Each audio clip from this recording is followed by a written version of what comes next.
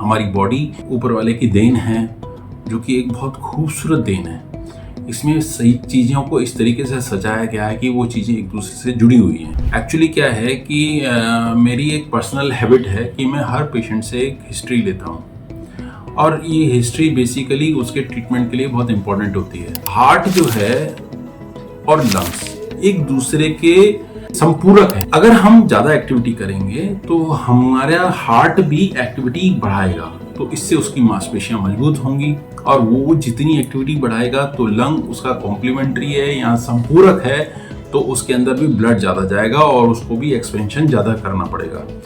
ये sedentary life जो मैं बोल रहा हूँ ये रिस्की क्यों है?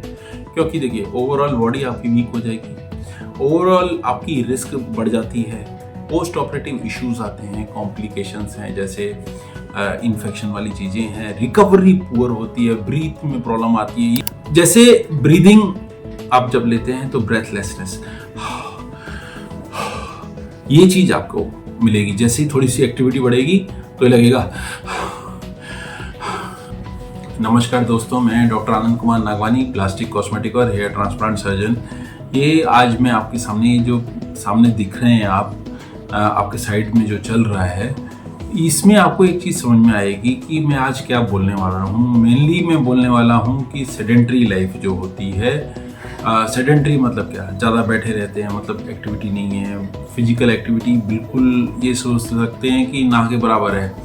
जैसे मैं इसके कुछ एग्जांपल्स दे देता हूँ। जैसे कोई कंप्यूटर पे काम करता है, तो कंप्यूटर ऑपरेटर है, यहाँ सोचिए कि कंप्यूटर इंजीनियर है, जो भी कुछ है, और उसका सारा दिन का काम है कि वो बैठे रहता है वहाँ पे, और बैठे बैठे ना उसको उठना है, बस सिर्फ लंच टाइम पे उठा और किसी तरीके की आराम की एक चेयर है, और उठने के बाद कहीं पे वॉक करना नहीं गया, छुट्टी के बाद में भी नहीं गया।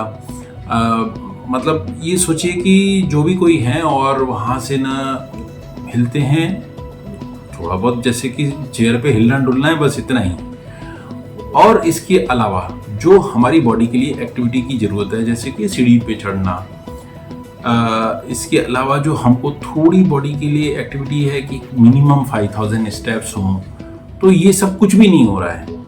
फिजिकल यानी कि हाथ का कुछ काम हो, पैरों का कुछ काम हो, ठीक है, ऐसा कुछ भी नहीं होता है। सुबह उठते हैं, उठते ही मतलब जो है थोड़ा सा अपना नॉर्मल एक्टिविटी किया, जो कि डे रूटीन एक्टिविटी होती है उनकी, और ऑफिस आ गए, ऑफिस आने के बाद में घर गए। घर में मैंने ऐसे भी लोगों से बात की है कि जो है सिर्फ बाइक पे जो है अपने घर से निकले, बाइक पकड़ी और चले आए, या कार ली, वहाँ से लिए और चले आए, और फिर वापस कार पे यहाँ बाइक पे चले गए और घर पे जाके आराम कर रहे हैं कि भाई हम तो बहुत टायर्ड हैं, अब इसके बाद हम कुछ और नहीं कर सकते।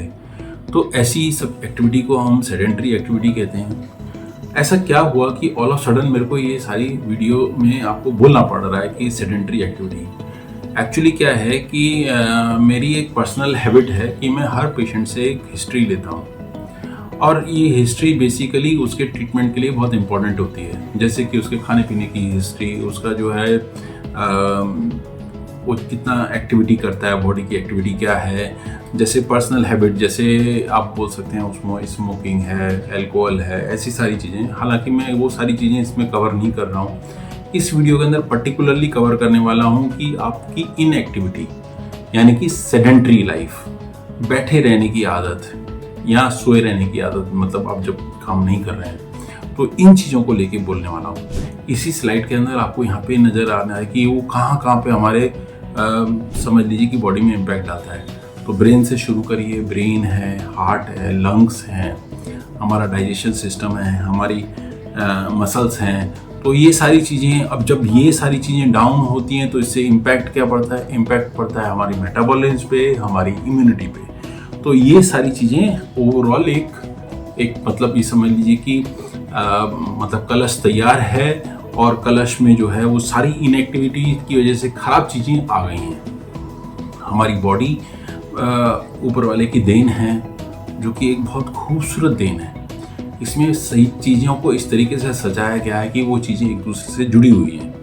तो मैं आपको एक एक करके बताऊंगा कि हालांकि कैसे शुरू हो रही हैं ये चीज़ें और कैसे आपकी बॉडी को इम्पैक्ट कर रही हैं, ये सारी चीज़ें मैं बताने वाला हूँ। तो सबसे पहले जैसे मैंने कहा कि ब्रेन है, लेकिन इसका ब्रेन का जो इम्पैक्ट होता है वो बाद में आता है। सबसे पहले का इम्पैक्ट आता है, वो चीज़ सबसे पहले शुरू किए, वो है हार्ट एंड लंग्स। ये हमारे 2 लंग्स हैं और ये हार्ट है, तो इसमें शुरू हो रहा है। इससे मतलब हमारे को हो क्या रहा है? देखिए, हार्ट जो है और लंग्स एक दूसरे के समझ लीजिए कि संपूरक है। लंग को पंप मतलब हार्ट जो होता है वो खून को पंप करता है, वही खून जो होता है हमारे फेफड़ों में जाता है, जिससे कि डीऑक्सीजनेटेड ब्लड जो होता है ऑक्सीजन में कन्वर्ट होता है, और जो CO2 होती है यानी कार्बन डाइऑक्साइड होती है वो बाहर निकल जाती है। हम बैठे हुए हैं, सेडेंटरी लाइफ है, ज़्यादा एक्टिविटी नहीं है। फर्क हार्ट पे इस तरीके से आता है कि वो धीरे धीरे सुस्त होता जाता है। बस वो उतनी ही एक्टिविटी करता है कि जितनी की बॉडी को ज़रूरत है जिंदा रखने के लिए, या उन सब चीज़ों के लिए कि जो आपकी ज़रूरतें हैं। अगर हम ज़्यादा एक्टिविटी करेंगे तो हमारा हार्ट भी एक्टिविटी बढ़ाएगा, तो इससे उसकी मांसपेशियां मजबूत होंगी, और वो जितनी एक्टिविटी बढ़ाएगा तो लंग उसका कॉम्प्लीमेंट्री है या संपूरक है, तो उसके अंदर भी ब्लड ज़्यादा जाएगा और उसको भी एक्सपेंशन ज़्यादा करना पड़ेगा। तो हार्ट भी कमज़ोर हो रहा है, लंग्स भी कमज़ोर हो रहे हैं। हार्ट लंग एक साथ कमज़ोर होते जा रहे हैं, हार्ट की मसल्स डाउन होती जा रही हैं, ये सारी चीज़ें हो रही हैं। तो इससे प्रॉब्लम क्या आती है? प्रॉब्लम आती है कि जब आपका हार्ट कमजोर होगा तो सर्जरी एक स्ट्रेस होती है। तो किसी भी तरीके का स्ट्रेस, अगर हम सर्जरी की बात करते हैं, शेड्यूल सर्जरी, इलेक्टिव सर्जरी, जो कि मतलब डेट लेके की जाती है, तो इसमें भी प्रिपरेशन की जरूरत होती है। और अगर आपका हार्ट लंग अगर पहले से कमजोर है और सेडेंटरी लाइफ की वजह से कमजोर है, तो उसको इम्प्रूव करने की जरूरत है। मैं बाकी चीजें आपको वहां पे आगे ही बताऊंगा। होता क्या है कि जब ऑल ऑफ सडन ऑक्सीजन की जरूरत ज़्यादा पड़ती है तो ये ऑक्सीजन की सप्लाई नहीं कर पाते हैं, क्योंकि पहले से ही वीक है। तो ये एक प्रॉब्लम आती है। और एक चीज़ प्रॉब्लम आती है कि बेसिकली जब ये वीक होंगे तो वीनस पूलिंग होगी। हम देखिए खड़े हैं, अगर मान लीजिए खड़े हैं या हम बैठे हुए हैं, दोनों के अंदर हमारे जो लोअर लिम्स हैं, यानी कि आपका कमर से नीचे का हिस्सा, जो दोनों पैर हैं, तो इसमें से जो घुटनों के बाद का जो अंग है यानी कि पैर, वो लेग और उसको फुट बोला जाता है। तो ये दोनों के अंदर ब्लड की पूलिंग हो रही है, यानी कि ब्लड कलेक्टेड हो रहा है वहाँ पे, और इसका स्लगिश अपवर्ड जो है फ्लो हो रहा है, और ये जो है धीरे धीरे हार्ट की तरफ जा रहा है। अगर हम एक्टिव रहेंगे तो सोचिए कि मसल्स पंप करेंगी, और यहाँ का पेरिफेरल हार्ट जो बोलते हैं हम इनको बेसिकली काफ मसल्स को बोलते हैं, तो वहाँ पे पंप करके टुवर्ड द पुश करेगी हार्ट की तरफ। तो हार्ट क्योंकि बढ़िया से एक्टिविटी कर रहा है तो पूरी बॉडी को सप्लाई करेगा।